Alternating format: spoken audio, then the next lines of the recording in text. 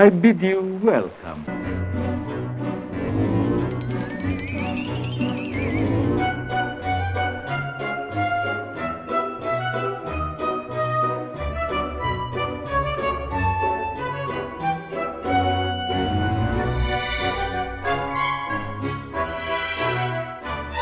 Hey guys, me, your host Super Sorrel. Thank you very much for tuning in. Look what I got! It's Count Dracula. This is Count Dracula from the Universal Monsters line, brought to us by Jada Toys. Now, I got these off of Amazon of all places, and they are available on there right now. That's the only place I've seen that actually have them in hand. I have got some pre-orders in that I will be selling on now. But yeah, I have got some pre-orders in with other companies that haven't arrived yet. I saw these on Amazon and I knew they were going to arrive in time to be able to do these videos for you, and I wanted to feature them as a part of my 31 days of Halloween.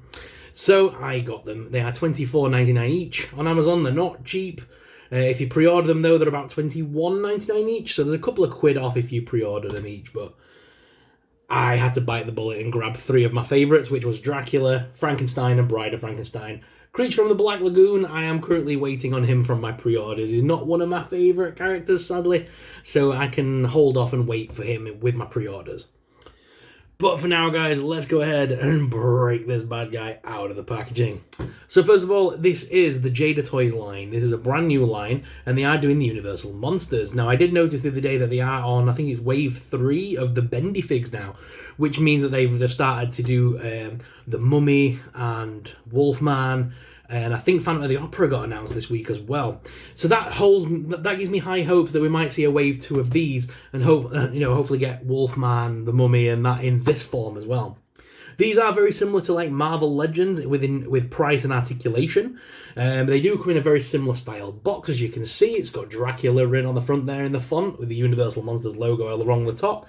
There isn't actually a big overwhelming sign that says Jada Toys, which I like actually. You don't even know it's a Jada Toys product until you turn it around, and on the back there's a little search icon which says Jada Toys. We have an artist rendering of Dracula on the side, and of course you can see all the other characters that you can get in the back. If you want to go back and check out our Frankenstein review, we did do a review of him the other week, so please do check out our Frankenstein review.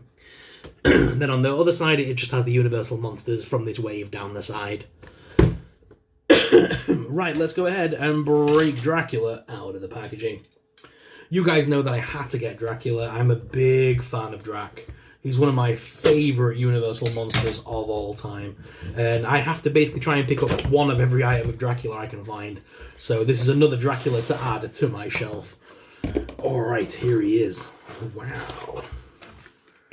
That looks nice. I love the fact that they come with these protective covers on as well, which is very nice.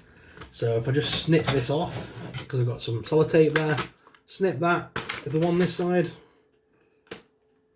Yeah, there's one this side too. Snip that there. Oh wow, we got one at the top as well. They were making sure this guy wasn't going anywhere fast.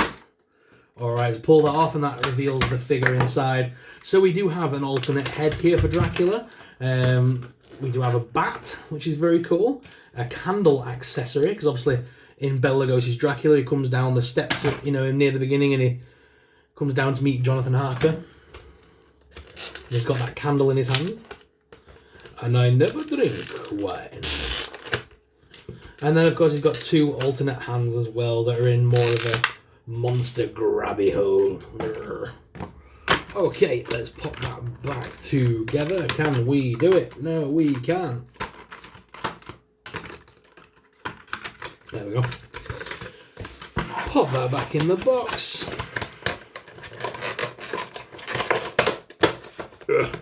And send it packing. See ya.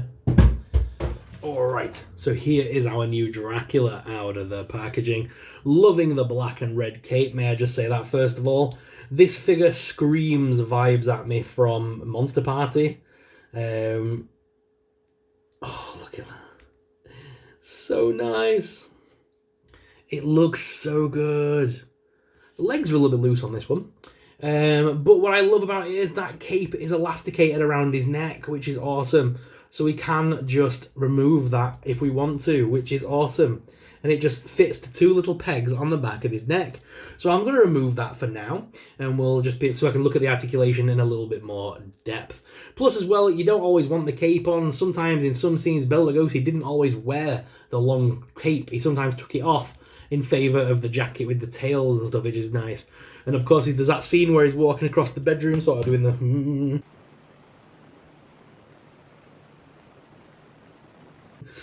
Love that. Like I say, the legs are a bit wobbly on mine, which is a bit of a pain, but the head's on a ball joint, so you can make him look up, down, left, and right. The arms do lift up at this side hinge, and do also rotate. Please be careful with your figures, always warm them up. You can rotate at the bicep, and there is double hinge elbows there, which is nice, and the hands are on ball joints. He currently comes with a grabby style hand, and the other hand is in a bit more of a static, sort of just regular hand pose, which is nice.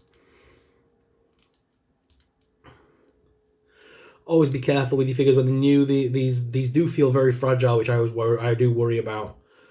Frankenstein was the same. Those elbow hinges feel very... Well, it's nice. They feel very scarily like they're going to break on you. There's no abdomen crunch or anything there, but the detailing on the tie and the medallion around his neck and stuff is very good. I love that.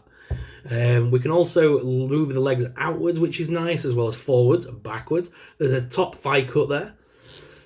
We do have double hinge knees, and the feet are on rocker and pivot as well. So plenty of articulation. We are definitely looking at Marvel Legends style articulation on this figure, which is nice.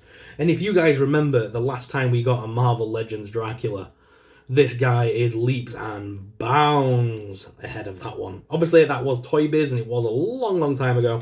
I'm surprised Marvel have never redone that line. It may be due to licensing, I'm not quite sure. There might be some issues now, obviously, with Universal Monsters, may have moved there. Then again, no, because Dracula appeared in the comic book, so I mean, it's their version of Dracula, isn't it? I'm not sure how licensing would work, but maybe licensing is the issue, and that's why we've never seen a recreate of those figures. But I have been using those Marvel Legends figures for years, and it's only by getting these that I'm going to be replacing them. So this Dracula, like I say, leaps and bounds ahead of the other one. So we can pop off the head there, which also makes the cape easier to remove. I'll just remove that again for now. We can pop on the secondary head, which is the second portrait, which just pops on. Very nice. Fits onto the neck lovely. No issues there. That's very nice. I'm not a fan of this one, I will say. I think the fangs are too big. It looks a bit like he's wearing falsies. My dentures don't quite fit me. They look a bit weird, I'm not going to lie. I won't be using that head sculpt, except for maybe some action poses. It just looks a bit mental, doesn't it? So that head will probably end up in the head box. Unless we use it for some action figure poses, like I said. This is the one I like, because it has a hint of Bela Lugosi while not having his complete likeness. I think that's how they've done this. It was the same with Frankenstein. They kind of look like who they're meant to look like without saying who they are. So I think that's for obviously for fees and licensing. They couldn't actually make a Bela Lugosi figure because they would owe likeness rights to Bela Lugosi's family. So I think how they get around that is by giving us a figure that looks a little bit like Bela Lugosi whilst not having his complete likeness. But from looking at that figure, you know who that's meant to be. So the accessories that he comes with, which is very cool as well, we do get the bat accessory. That can kind of fit onto the cape, I think, if you wanted it to. There are some little clips on the feet there. Oh yes, there is. There's like a little clip on the feet. So you could actually have it clipped onto the cape if you wanted to. And there is the little bat.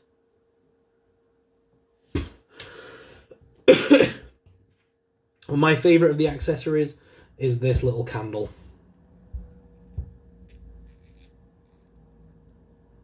That famous scene in the movie where he carries the candle down the stairs to meet Jonathan Harker. Good evening.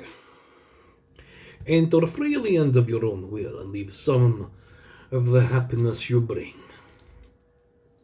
I am Dracula. Very cool figure.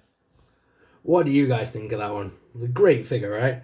And then the secondary hands that it comes with, I'm not going to change them right now because I don't really need to. But yes, you can use this hand, which gives you that sort of grab outward hand stretch, which to me is the kind of when he's walking across the room, like say he's doing the, that's that kind of hand for me.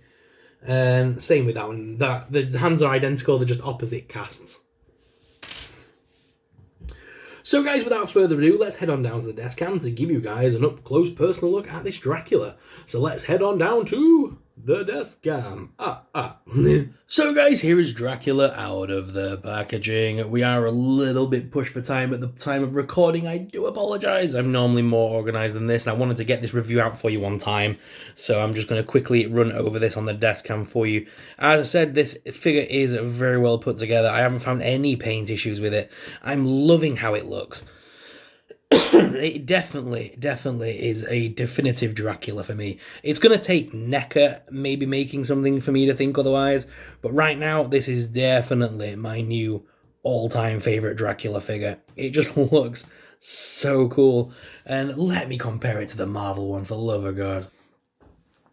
Please remember there's a good 20 years between these figures coming out, but are you ready to see Marvel's version of Dracula?